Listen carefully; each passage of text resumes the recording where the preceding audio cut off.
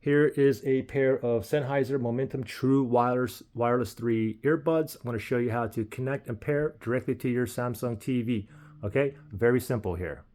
So the first thing you want to do is just you want to go to the settings on your Samsung TV. So you can click the home button and click it in. When you click it again, you should see your apps down here on the bottom. What we want to do is go all the way to the left to the settings. Okay, let's go left, left. Now you can see the gear icon on the left-hand side. Left, left, left, right there. There's the settings.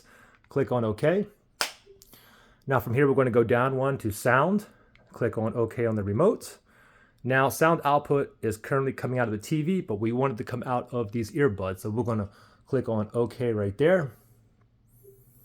Okay, now we're going to go down to Bluetooth speaker list right there. And as soon as you click on that, now it's going to be searching for devices that are in pairing mode. Okay, you can see I have other devices already paired, but we're going to pair these here. Okay, so let's put this in pairing mode first.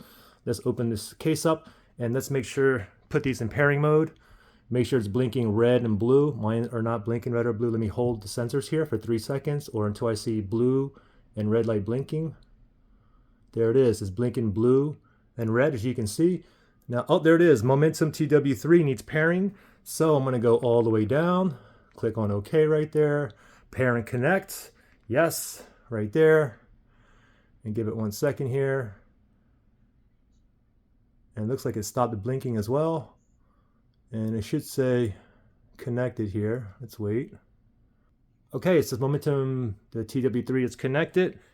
And there we go. And it says connected right there. Now you can go ahead and put these on to watch YouTube or Netflix or whatnot. All right, good luck, guys. Oh, if you guys have issues where you couldn't get it in pairing mode where it would blink blue or red, just do a factory reset on these, and I'll have a link below how to do that. All right, good luck, guys.